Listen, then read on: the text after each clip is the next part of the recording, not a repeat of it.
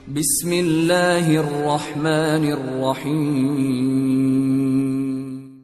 چنانچہ ان کا تعاقب اس جگہ تک جاری رہا جہاں انہوں نے اس سے پہلے قیام کر رکھا تھا، اور وہاں تک پہنچتے پہنچتے حسن بن صباح کے تقریباً ساری ہی لشکریوں کا خاتمہ کر دیا گیا تھا۔ بہت کم بچے ہوں گے جو دائیں بائیں ہٹ کر اپنی جانیں بچانے میں کامیاب ہوئے ہوں گے۔ وہاں پہنچ کر ایاز اور کربوغا دونوں نے حسن بن صباح کے اس لشکر کے پڑاؤ کا جائزہ لیا۔ وہاں جس قدر خیمے اور دوسرا سامان تھا دونوں نے سمیٹا اور قلعہ شہدر کی طرف روانہ ہو گئے تھے۔ دوسری طرف قلعہ شہدر کے حاکم ابن عطاش کو اس کے مخبروں نے یہ خبر دی تھی کہ حسن بن صباح کا جو لشکر اس کی مدد کے لیے آیا تھا وہ بے شک اس کی مدد کرنے کے لیے سلطان کے لشکر کے ایک پہلو پر حملہ آور ہونے کے لیے آیا تھا، لیکن سلطان کے ایک لشکر نے علیحدہ ہو کر جوابی کارروائی کی، اسے بدترین شکست دی اور حسن بن صباح کا لشکر باغ کڑا ہوا ہے۔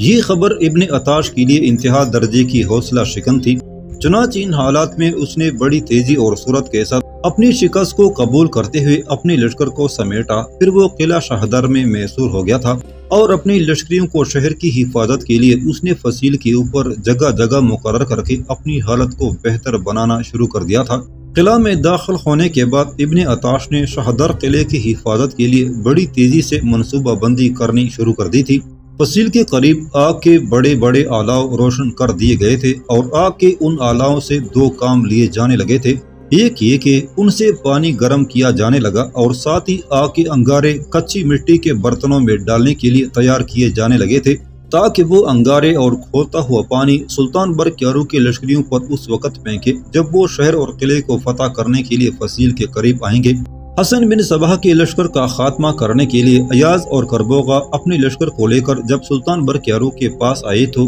جو سامان وہ لے کر آئے تھے وہ سامان دیکھ کر سلطان بے حد خوش ہوا۔ ان دونوں کو سلطان نے حسن بن صباح کے اس لشکر کو شکست دینے اور مار بگانے کے بعد اس کا خاتمہ کرنے پر نہ صرف شاباش دی بلکہ ان کا شکریہ بھی ادا کیا۔ اس کے بعد لشکر ایک جگہ جمع ہوا، سارے سالار سلطان کے پاس بلائے گئے۔ اس موقع پر سلطان سب کو مخاطب کر کے کہنے لگا، یہ پورے لشکر کی بہترین کامیابی اور کارگزاری ہے کہ ہم نے ایک طرف قلعہ شہدر کے حاکم ابن عطاش کو بدترین شکست دی ہے جس کے نتیجے میں وہ شہدر کے قلعے میں محصور ہو گیا ہے، اور ہماری دوسری بڑی کامیابی یہ ہے کہ ابن عطاش کی مدد کے لیے حسن بن صباح نے جو لشکر روانہ کیا تھا اس کا ایک طرح سے خاتمہ کر دیا گیا ہے۔ میرے خیال میں اب آنے والے دور میں حسن بن صباح ہمارے خلاف کوئی کارروائی کرنے کے لیے کسی لشکر کو روانہ کرنے کی ہمت اور جسارت نہیں کرے گا۔ یہاں تک کہنے کے بعد سلطان برقیارو نے کچھ سوچا، اس کے بعد اپنے سالاروں کو مخاطب کرتے ہوئے کہنے لگا، اب جبکہ ہم حسن بن صباح سے نمٹ چکے ہیں، رہا معاملہ ابن عطاش کا، وہ اپنے لشکر کے ساتھ شہر میں محصور ہو گیا ہے۔ ایاز اور کربوغا، تم دونوں نے جس وقت حسن بن صباح کے لشکر کا تعاقب کیا تھا اس کے فوراً بعد ابن عطاش شاید اس سے مایوس ہوا کہ حسن بن صباح کے لشکر کو شکست ہوئی اور وہ باغ کڑا ہوا ہے۔ اپنے لشکر کو سمیٹ کر وہ شہر کے اندر محصور ہو گیا ہے، اور اسی وقت ہمارے مخبروں نے یہ خبر دی تھی کہ ابن عطاش نے شہر اور قلعے کی حفاظت کے لیے پہلے سے کچھ انتظامات کر رکھے تھے۔ اس نے شہر کے اندر آگ کے بڑے بڑے آلاؤ روشن کر رکھے ہیں جن کے اندر بننے والے انگارے جمع کیے جائیں گے اور پھر انہیں کچی مٹی کے برتنوں میں بھر کر ہمارے ان لشکریوں پر پھینکا جائے گا جو قلعے کو فتح کرنے کے لیے فصیل کے قریب جائیں گے۔ ساتھ ہی ہمارے مخبر یہ بھی اطلاع دے چکے ہیں کہ آگ کے ان آلاؤں پر ابلتا ہوا پانی تیار کیا جائے گا اور وہ بھی کچی مٹی کے برتنوں میں بھر کر برتنوں سمیت ہمارے لشکریوں پر پھینکا جائے گا۔ میں سمجھتا ہوں کہ یہ ہمارے مخبروں کی بہترین کارروائی ہے کہ انہوں نے ابن عطاش کی اس منصوبہ بندی سے ہمیں پہلے ہی آگاہ کر دیا ہے تاکہ کھولتے پانی اور آگ کے انگاروں سے ہمارے کسی لشکری کا نقصان نہ ہونے پائے۔ اب مجھے صلاح مشورہ کرنے کے بعد یہ بتاؤ کہ قلعہ شہدر کو ہمیں کس طرح فتح کرنا چاہیے۔ اگر ہم اپنی لشکریوں سے یہ کہیں گے کہ وہ اپنی اوپر اپنی ڈالوں کو رکھ کر آگے بڑھیں اور پھر رسوں کی سیڑھیوں کی مدد سے فصیل کے اوپر چڑھنے کی کوشش کریں تو یہ ایک انتہائی خطرناک کام ہوگا۔ اس طرح ہماری لشکریوں کو 3 خدشات کا سامنا کرنا پڑے گا۔ پہلا یہ کہ ان پر آگ کے انگارے پھینکے جائیں گے، دوسرا یہ کہ کھولتا ہوا پانی ان پر ہانڈیوں کی صورت میں پھینکا جائے گا جو لشکریوں کے لیے بہت نقصان کا باعث بن سکتا ہے، اور تیسرے یہ کہ ابن عطاش نے فصیل کے اوپر اور برجوں کے اندر اپنے تیر انداز مقرر کر دیے ہیں وہ ہمارے لشکریوں پر تیر اندازی کریں گے اور لشکریوں کو نہ صرف نقصان پہنچائیں گے بلکہ ہمارے لشکریوں کو فوراً پیچھے ہٹنے پر مجبور کر دیں گے۔ اس وقت ہماری سب سے بڑی مجبوری اور بے بسی یہ ہے کہ ہمارے پاس قلعہ شکن اوزار نہیں ہیں جن کی مدد سے ہم کم از کم فصیل کے اندر شگاف کر کے شہر میں داخل ہونے کی کوشش کریں۔ ان ساری کوتاہیوں اور سارے عوامل کو سامنے رکھتے ہوئے اب تم لوگ سوچ بچار کرو کہ قلعہ شہدر کو کیسے فتح کیا جائے۔ ایک بات یہ بھی ذہن میں رکھنا کہ میں قلعہ شہدر کو فتح کیے بغیر پیچھے نہیں ہٹوں گا۔ حسن بن صباح کے لشکر کا ہم خاتمہ کر چکے ہیں۔ ابن عطاش اس وقت اکیلا ہے اور یہ ہمارے لیے ایک بہترین اور سنہری موقع ہے کہ باطنیوں کے اس گھڑ کو اکاڑ پھینک کر یہاں جس قدر باطنی ہیں ان کا خاتمہ کر دیا جائے تاکہ آنے والے دور میں کوئی اور ابن عطاش اٹھ کر ہمارے لیے دشواریوں اور ابتلاؤں کا باعث نہ بنے۔ سارے سالاروں نے برقیارو کی اس تجویز سے اتفاق کیا تھا، پھر سب آپس میں صلاح و مشورہ کرنے لگے تھے۔ تھوڑی دیر کی سوچ و بچار کے بعد شاید وہ کسی نتیجے پر پہنچ گئے تھے۔ پھر ایاز بن سیف الدین سلطان برقیارو کو مخاطب کر کے کہنے لگا، سلطان محترم، ہم سب نے مل کر براستہ یا آپ یہ کہہ سکتے ہیں کہ منصوبہ بندی تیار کر لی ہے۔ میرے خیال میں اگر ہم اس پر عمل کریں تو ہم بڑی آسانی سے شہر کو فتح کرنے میں کامیاب ہو سکتے ہیں اور فصیل کو توڑے بغیر اس پر چڑھ کر اسے فتح کر سکتے ہیں۔ ایاز بن سیف الدین کے اس بیان پر سلطان برقیارو نے چونکنے کے انداز میں اس کی طرف دیکھا، پھر کہنے لگا، ایاز میرے بھائی، اگر یہ معاملہ ہے تو کہو، میں چاہتا ہوں ہمارے لشکریوں کا زیادہ نقصان بھی نہ ہو اور قلعہ کو ہم فتح بھی کر لیں۔ جواب میں ایاز بن سیف الدین مسکرایا اور کہنے لگا، سلطان محترم، یقیناً ایسا ہی ہوگا، ہمارے لشکریوں کا نقصان بھی نہیں ہوگا اور قلعہ شہدر کو ہم سر کرنے میں کامیاب ہو جائیں گے۔ یہاں تک کہنے کے بعد ایاز بن سیف الدین رکا، اپنے ہونٹوں پر زبان پھیری۔ اس کے بعد دوبارہ سلطان برقیارو کو مخاطب کرتے ہوئے کہہ رہا تھا، سلطان محترم، یہاں قلعہ شہدر کے نواح میں کافی درخت ہیں، ان درختوں کو کاٹ کر پہلے ایک کافی بڑی منجنیق بنائی جائے گی۔ اس منجنیق کو قلعہ شہدر کے شمال میں نصب کیا جائے گا۔ جب منجنیق تیار ہو جائے تو منجنیق کے پاس پتھروں کے ڈھیر لگا دیے جائیں گے۔ منجنیق چلانے سے پہلے لشکر کی یہ منصوبہ بندی کی جائے گی کہ جس روز ہم نے شہر کو فتح کرنے کے لیے اپنی کارروائی کی ابتدا کرنا ہوگی تو یہ کارروائی رات عشاء کی نماز کے کافی دیر بعد شروع کی جائے گی۔ رات ہی کے وقت میں اور چکرمش اس لشکر کے ساتھ جس کے ساتھ ہم نے حسن بن صباح کے لشکر کو شکست دی تھی، علیحدہ ہو کر شہدر کے جنوب کی طرف جائیں گے اور ہمارے پاس رسوں کی سیڑھیاں ہوں گی۔ میرے اور چکرمش کے شہر کے جنوب کی طرف چلے جانے کے بعد سلطان محترم، آپ کے ساتھ بہترین سالار ہوں گے۔ کربوغا ہوگا، کماج ہوگا، کمشتگین ہوگا، سرخاب بن بدر، سرخاب بن کے خیسرو کے علاوہ منقبرد بھی ہوگا۔ چنانچہ میرے اور چکرمش کے جنوب کی طرف جانے کے بعد آپ نے اپنے سالاروں اور لشکریوں کے ساتھ شمال میں اپنی کارروائی کی ابتدا کرنی ہے۔ منجنیق کو حرکت میں لائیں گے، فصیل پر سنگباری شروع کریں گے، ساتھ ہی ساتھ لشکری اس زور سے تکبیریں بلند کریں گے کہ ابن عطاش اور اس کے لشکری یہی سمجھیں گے کہ آپ کا سارا لشکر اس وقت شمال میں جمع ہو چکا ہے اور منجنیقوں سے سنگباری کر کے آپ رات کے وقت قلعہ کو فتح کرنا چاہتے ہیں۔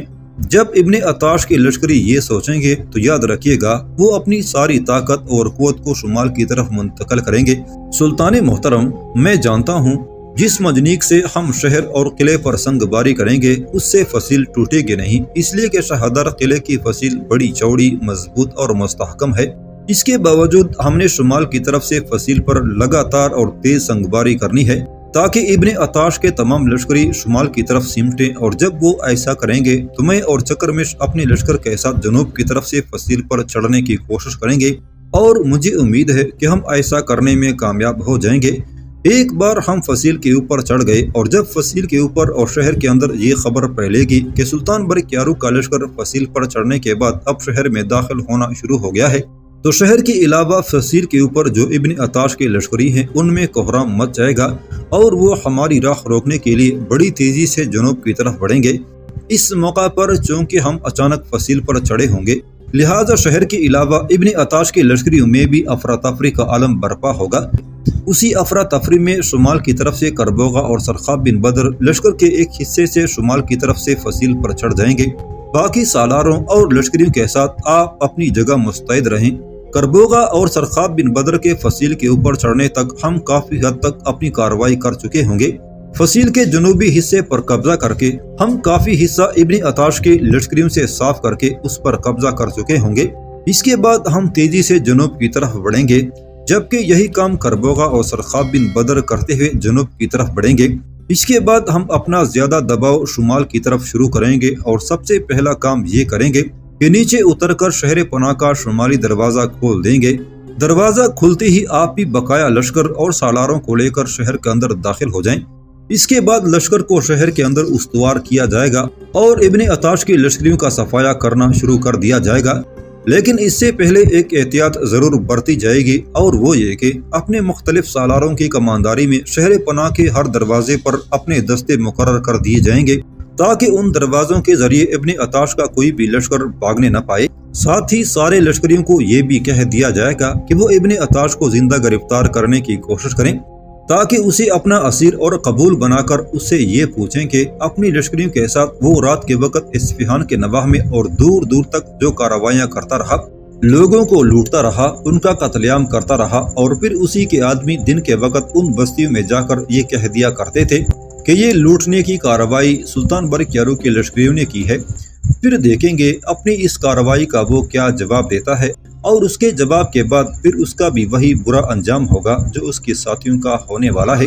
سلطان برق یاروق نے اس تجویز سے اتفاق کیا تھا، چنانچہ اسی روز کچھ درخت کاٹ کر لشکر کے اندر جو صنع اور کاریگر تھے انہوں نے ایک خاصی بڑی منجنیق تیار کرنا شروع کر دی تھی۔ چند روز کی لگاتار سرگرمی کے بعد جب منجنیق تیار ہو گئی اور وہ اس قابل تھی کہ اس کے ذریعے شہر کی فصیل کو پتھروں سے ہدف بنایا جائے، تب سلطان نے پہلے سے طے شدہ منصوبہ بندی پر عمل شروع کیا۔ ایک روز عشاء کی نماز کے بعد ایاز بن سیف الدین اور چکرمش ایک خاصا بڑا لشکر لے کر سلطان سے علیحدہ ہو گئے اور قلعہ شاہدر سے ذرا دور رہتے ہوئے ایک لمبا چکر اور کعبہ کاٹ کر شاہدر کے جنوب میں گئے اور ایک خاصی محفوظ جگہ انہوں نے گات لگا لی تھی۔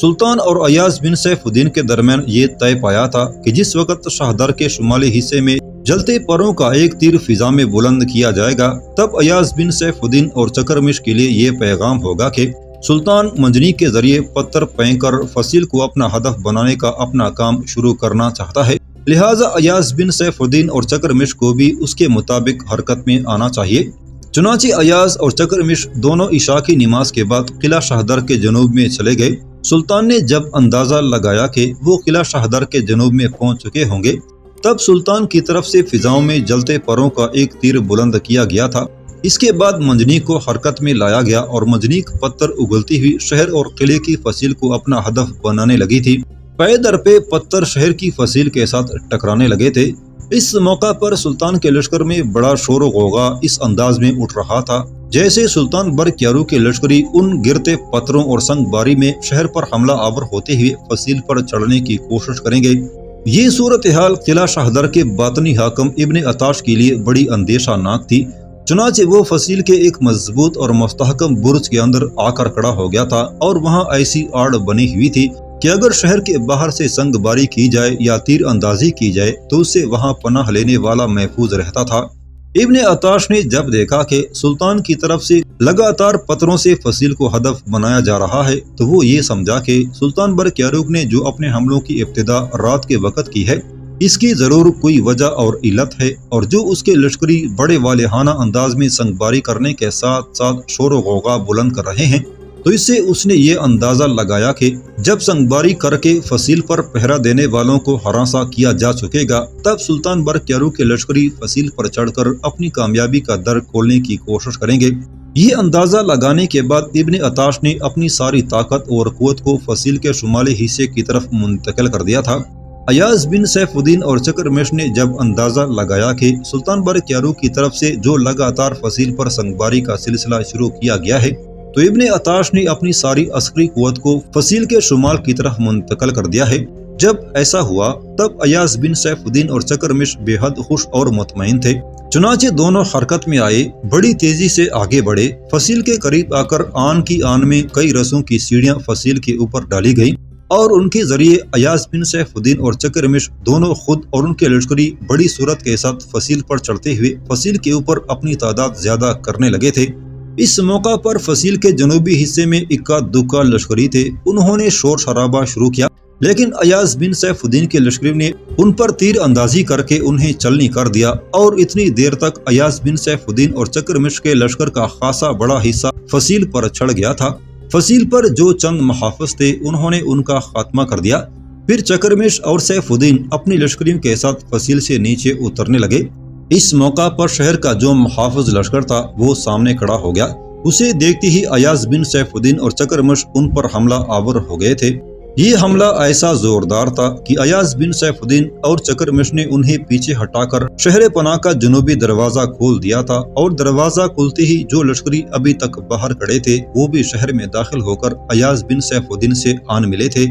گو پہلے سلطان برقیارو کے ساتھ ایاز بن سیف الدین نے یہی طے کیا تھا کہ وہ فصیل کے اوپر ہی اوپر دشمن کے لشکریوں کو دھکیلتا ہوا شمال کی طرف آئے گا، اور شمالی حصے میں دشمن کا زور کم کرنے کی کوشش کرے گا، اور اس سے فائدہ اٹھا کر کربوغا اپنے ساتھی سالاروں اور لشکریوں کے ساتھ فصیل پر چڑھ آئے گا، اور جب شمال اور جنوب دونوں حصوں سے دشمن پر ضرب لگائی جائے گی تو پھر فصیل کے اوپر دشمن کا خاتمہ کر کے شہر کے اندر اترا جائے گا۔ لیکن فصیل پر چڑھنے اور جو وہاں چند پہرہ دار تھے ان کا خاتمہ کرنے کے بعد ایاز بن سیف الدین نے جب دیکھا کہ اس کے لیے بڑا مناسب موقع ہے کہ وہ فصیل سے نیچے اتر کر شہر کا جنوبی دروازہ بآسانی کھول سکتا ہے، لہٰذا اس نے ایسا ہی کیا۔ شہر پناہ کا جنوبی دروازہ کھلا اور اس کا پورا لشکر قلعہ شہدر میں داخل ہو گیا تھا۔ ایاز بن سیف الدین کا پورا لشکر جب شہر میں داخل ہو گیا تو شہر کے اندر جو محافظ لشکر تھا وہ ایاز بن سیف الدین اور چکرمش سے ٹکرایا۔ اتنی دیر تک فصیل کے اوپر یہ خبر پہنچ گئی کہ دشمن کا ایک لشکر شہر پناہ کے جنوبی دروازے کو کھول کر اندر آ گیا ہے۔ تب فصیل کے شمالی حصے پر جو جنگجو تھے وہ بڑی تیزی سے نیچے اترنے لگے تھے تاکہ شہر میں داخل ہونے والے لشکر کا مقابلہ کر کے اسے نکال باہر کریں۔ اسے سلطان نے فائدہ اٹھایا۔ خود سلطان لشکر کے ایک حصے کے ساتھ فصیل سے باہر ہی رہا۔ کربوغا اور سرخاب بن بدر فوراً حرکت میں آئے اور لشکر کے ایک حصے کے ساتھ انہوں نے فصیل پر سیڑھیاں پھینکی، اور فصیل کے اس حصے میں جو اکا دکا پہرا دینے والے تھے انہوں نے سیڑھیوں کو واپس پھینکنا چاہا۔ تب سلطان نے جو تیر انداز تیار کر رکھے تھے انہوں نے ایسی تیر اندازی کی کہ انہیں چلنی کر کے رکھ دیا، جس کا نتیجہ یہ نکلا کہ کربوغا اور سرخاب بن بدر اپنی لشکریوں کے ساتھ شہر کی فصیل پر چڑھنے میں کامیاب ہو گئے۔ اس حصے میں جو ابن عطاش کے لشکری فصیل کے اوپر اور برجوں کے بیچ میں پناہ لیے ہوئے تھے ان سے کربوغا اور سرخاب بن بدر کا ٹکراؤ شروع ہو گیا۔ اب صورتحال یہ تھی کہ فصیل کے اوپر کربوغا اور سرخاب بن بدر دشمن سے ٹکرا رہے تھے، اور ابن عطاش کے لشکری یہ کوشش کر رہے تھے کہ سیڑھیاں لگا کر چڑھنے والوں کو مار مار کر نیچے گرا دیں۔ دوسری طرف شہر کے اندر ایاز بن سیف الدین اور چکرمش کے حملہ آور ہونے کا دائرہ وسیع ہونے لگا تھا۔ وہ دونوں سامنے آنے والے ابن عطاش کے لشکریوں کو کاٹتے چلے جا رہے تھے۔ ابن عطاش کے لشکری چاہتے تھے کہ بہت جلد حملہ آوروں کو مار کر اپنے قلعے شہدر سے نکال دیں، لیکن وہ ایسا کر نہیں پا رہے تھے۔ ایاز بن سیف الدین اور چکرمش اور ان کے لشکری دل کے دروازوں پر دستک دے کر آتما کی یکسوئی، تال اور سر کے پیمانوں اور شعور ذات کے پیمانوں کو تباہ و برباد کرنے لگے تھے۔ اتنی دیر تک جو لشکری شہر کی فصیل کے اوپر سے نیچے اترے تھے انہوں نے جب دیکھا کہ شہر کے اندر جو ان کا محافظ لشکر ان مسلمانوں سے سر ٹکرا رہا ہے وہ شہر کے اندر داخل ہو چکا ہے، تب فصیل سے اترنے والے سارے لشکری بھی اس لشکر میں جا شامل ہوئے تھے جو ایاز بن سیف الدین سے ٹکرا رہا تھا۔ اس موقع پر ایاز بھی بڑی تیزی سے حرکت میں آیا۔ نئے سرے سے اس نے اپنی لشکر کو استوار کیا، پھر وہ نئے انداز میں ابن عطاش کے لشکر پر حملہ آور ہو گیا تھا۔ شہر کے اندر ابن عطاش اور ایاز بن سیف الدین اور چکرمش کے ٹکرانے کے باعث شہر کے اندر ہولناک خواہش، شکست ذات کے بنور، کڑے کوسوں کی فرقتیں رقص کرنے لگی تھی۔ دوسری جانب کربوغا اور اس کے ساتھی سالار اور لشکریوں نے جب شہر کی فصیل کے اوپر ابن عطاش کی لشکریوں کو مار بگایا تب کربوغا کے لشکر کا ایک حصہ بھی نیچے اترا اور شہر پناہ کے شمالی دروازے کو کھول دیا تھا۔ دروازہ کھلتے ہی سلطان پورے لشکر کے ساتھ شہر میں داخل ہو گیا تھا۔ چنانچہ اتنی دیر تک کربوغا اور اس کے ساتھی سالار اور لشکری بھی نیچے اتر آئے اور اس لشکر سے جا ٹکرائے تھے جو ایاز بن سیف الدین اور چکرمش کے ساتھ الجھا ہوا تھا۔ اس طرح قلعہ شہدر کے اندر گمسان کا رن شروع ہو گیا تھا۔ اتنی دیر میں خود ابن عطاش ایک خاصے بڑے لشکر کے ساتھ نمودار ہوا اور وہ کربوغا اور سرخاب بن بدر کے حصے کے لشکر پر حملہ آور ہو گیا تھا۔ لیکن ابن عطاش کی بدقسمتی کے اس موقع پر دو بڑی تبدیلیاں رونما ہوئیں۔ پہلی یہ کہ ایاز بن سیف الدین اور چکرمش اس سے پہلے جس لشکر سے ٹکرا رہے تھے اس کا تقریباً خاتمہ کرنے کے بعد وہ دونوں اپنے حصے کے لشکر کے ساتھ ابن عطاش کی طرف بڑھے تھے۔ دوسری طرف چونکہ کربوغا اور سرخاب بن بدر کی پیچھے ہی پیچھے سلطان برق یاروق بھی شہر میں داخل ہو گیا تھا، لہٰذا جس سمت سے ایاز بن سیف الدین اور چکرمش ابن عطاش پر حملہ آور ہوئے تھے تو دوسری سمت سے سلطان برق یاروق ابن عطاش پر حملہ آور ہو گیا تھا۔ اس طرح سلطان کا لشکر تقریباً 3 حصوں میں بڑھ کر فدائیوں دائیوں پر حملہ آور ہو کر ان کا قتل عام شروع کر چکا تھا۔